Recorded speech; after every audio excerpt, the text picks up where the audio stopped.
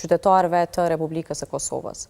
Sulejman Ismaili pati shumë edhe reagime, sigurisht u mirëprit ky vendim, por pati shumë reagime se pse dy të akuzuarit u dënuan me burgim të përjetshëm, ndërsa njëri prej tyre me 30 vjet burgim. Po, gjatë shpalljes së aktgjykimit, kryetari i trupit gjykues veç se gjatë shpalljes deklaroi se arsyetimin e këtij aktgjykimi do ta marrin në formë të shkruar, ku pastaj avokate palëve të akuzuara do ta ankimojnë në gjykatën e apelit dhe ne do ta shqyrtojmë mirë, edhe apelit do ta ekzaminojë patjetër dhe ne besojmë në gjykim të drejtë.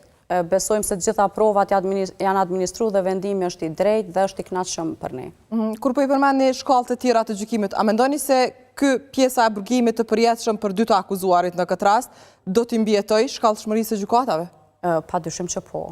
Është vërtetu një aktgjykim i tillë me dënim me burgim të përjetshëm nga Gjykata Supreme, po ashtu edhe ky sepse mënyra rrethana siç është kry kjo vepër penale përfshin terrorizëm, përfshin sulm ndaj rendit juridik dhe kushtetues Republikës Kosovës, përfshin vrasje të rëndë dhe gjitha këto e përbëjnë një dënim jo më pak se dënimi me burgim të përjetshëm. Tash ju e fituat një rast, në fakt u folë shumë pra që Kosova fitoj një rast, sepse njerëz të fuzon me armë duke sulmuar rendin kushtetues të Kosovës dhe sovranitetin e Kosovës. Zona Ismaili, polici si u ndje edhe polici tjerë të cilët ishin të përfshirë në këtë rast, por të cilët u sulmuan nga këta terroristë që sot e morën dënimin kapital, dy prej tyre? Unë u deklarova edhe sot më herët dhe po e tham edhe këto, ka qenë një gjykim po aq emocional, ka qenë me dinamik shumë të lartë, me interes të madh të publikut. Pamje që janë shfaqë dhe që i kemi pa në sallën e gjykimit gjatë administrimit provave na kanë kthyr mbrapa me përjetimet që i kemi pas ne më herët si popull dhe ata përveç se kanë pas frikën dhe rrezikun e jetës së tyre në pikpyetje janë ndije edhe sot shumë emocionues gjatë shpalljes së aktgjykimit sepse deklaronin se ne jemi kthyer në po atë ditë ku kemi qenë të rrezikuar duke pavarësisht pse ne ishim në rrezik, tentonim ta mbronim edhe ta shpëtonim kolegun tani të ndjerin Afrim Bunjako. Kanë qenë në rrezik të lartë dhe ne për këtë tani jemi u zonë në kontest juridiko-civil nga kryetari i trupit gjykues. Nuk ka kompenzim për këtë rast që ka ndodhur, nuk ka shpërblem ose vlerë monetare që e shpagun këtë që ka ndodhur. Mirë po, aq hapësirë sa na ka leju ligje, ne do t'i shqyrtojmë gjitha mundësitë ligjore, të paktën të kërkojmë kompenzim për traumat, dhimbjet shpirtërore, fizike, emocionale që ju kanë shkaktuar të dëmtuarve në këtë rast. A ishte një fitore edhe për policët që ishin pjesë e atij aksioni pra për ta ruajtur territorin e Kosovës? Padyshim që po ishte edhe një qetësi shpirtërore që është edhe një mesazh shumë i qartë. Kush do që tenton që të bëj vepra të tilla ose të cenoj rendin juridik dhe sigurinë ta cenoj të qytetarëve tanë, atëherë nuk dënohet më pak se dënimi me burgim të përjetshëm. A thotë që edhe ata 40 të tjerë të cilët janë e kërkim që kur do që kapen i pret fati njëjtë?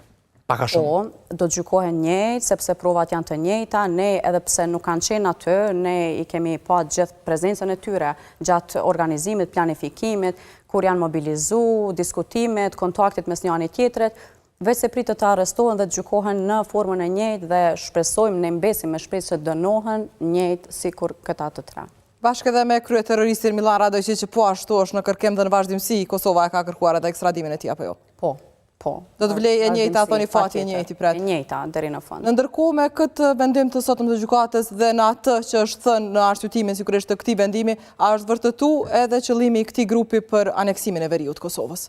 Padyshim që po, unë thash, në provat materiale që gjitha janë grumbullu, që i kemi shiqu, ka pas prova që janë siguru nga dronët, gjitha i mobilizim e gjithë kjo organizim që është bërë 2 vite më herët. Nuk është tani, nuk është i rastësishëm, nuk është i jashtëqasshëm. Është i organizuar mirë dhe për qëllim ka pas destabilizimin e vendit tonë.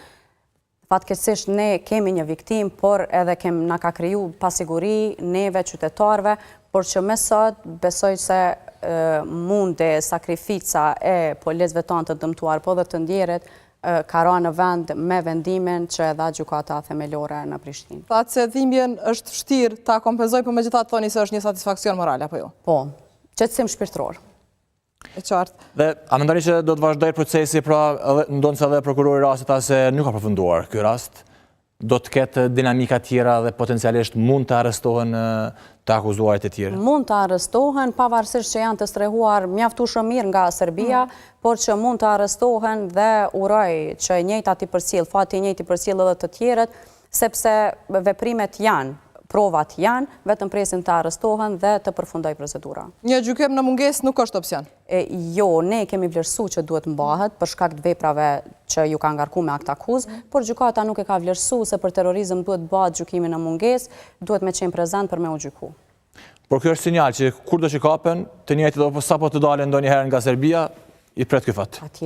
Patjetër. Është deklaruar edhe prokurori i shtetit, janë në aksion vazhdimisht, janë hetime intensive, kështu që në momentin që arrestohen i njëjti fat është edhe për të tjerët. Donjë Smali, faleminderit shumë që keni ardhur në Faleminderit për juve. Ndërkohë Shkodran do ndrojmë pak temë të informacionit dhe do të flasim për atë, për akademikun Recep Qosja, i cili